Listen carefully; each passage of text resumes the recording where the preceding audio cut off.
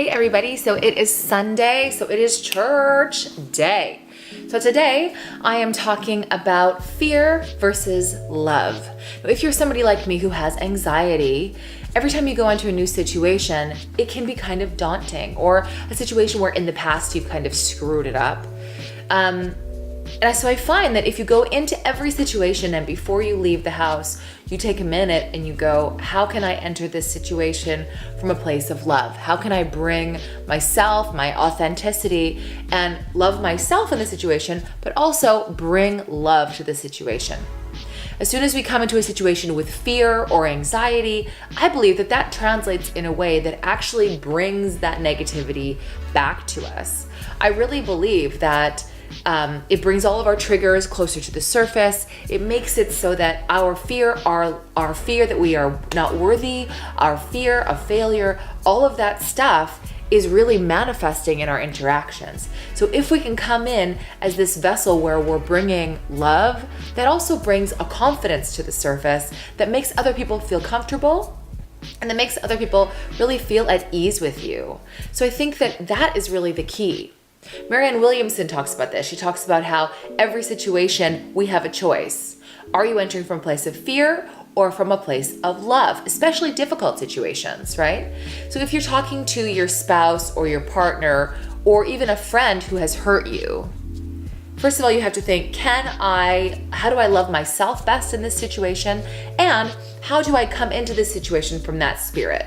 Can I come into this situation and love this person? And even if that means that you end the relationship, can I come into the situation and show love instead of coming into the situation with a fear that this is the last relationship I'm ever going to have and I'm never going to find anybody better, and if I stand up for myself, then this is it, right?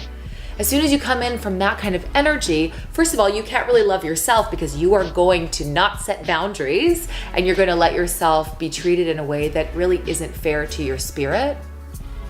And so can you enter from a place of love where you go, I really want to be my best self here, and I want to give you what you actually need.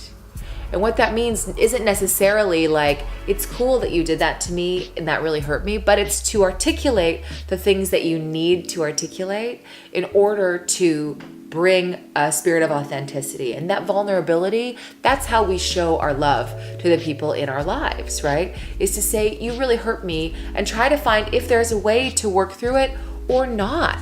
Right? As soon as we go in from a place of fear, we are going in from a deficit, a spiritual deficit, that we're going, okay, I'm afraid I'm lacking, or I'm afraid I will fail, or I'm afraid. And then we make all these compromises that spiritually have a cost in the days to come. Right? So I just have to say, can you, before going into any tough situation where you would normally have fear, can you sit for a minute and say, what would this look like? How can I bring love to this situation? The Bible says, 1 John 4:18 says, there's no fear in love, but perfect love drives out fear. I know, Bible stuff. Ooh. Here's the thing. I find that this is true. If you're with someone, a friend or someone that you're in a relationship with, and they nurture your fear instead of giving you a sense of confidence, that's not love. If your partner kind of nurtures the part of you that is needy and jealous and, the part of you that is anxious, if that is nurtured in your relationship, that's not love. That is a selfish, self-serving dynamic.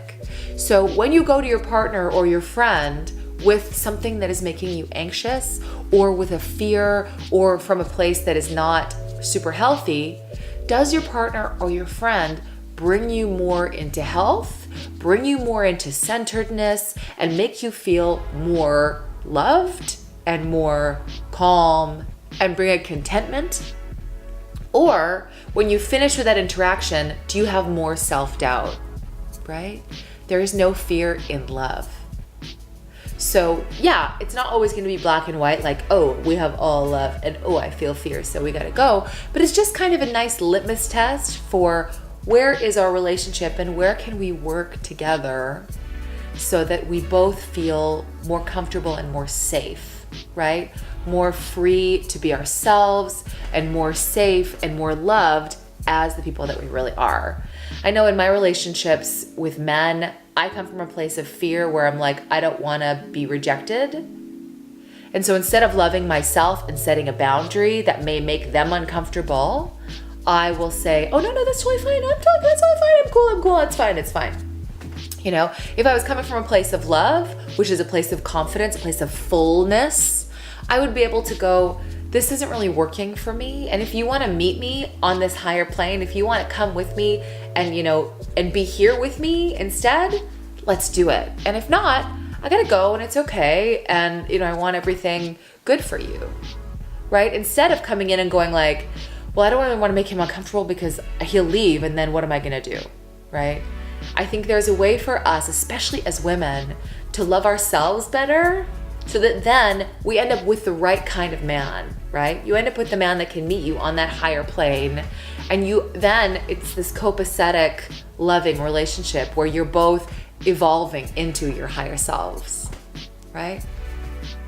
Anyway, I hope that this week you are able to go into every situation that scares you from a new place. I hope that you're able to have a moment by yourself and say, how do I enter this situation, this job interview, this uncomfortable conversation from a place of love? Because that place where you are full, you are going to have the very best results. You are going to have the conversation that needs to happen where you get what you need instead of compromising because you feel like you're being nicer or you feel like you're being a better friend or a better girlfriend, which then you feel bitter about and resentful about the next time it happens, right? So I hope you feel loved and I hope you have the strength this week to come from a place of love and not fear. This has been Church Preach. So if you're into it, if you're feeling inspired, please subscribe. In the last 2 weeks since I've started the channel, I have really gotten a lot of fantastic feedback. So thank you guys. I will see you this week. Love you, mean it.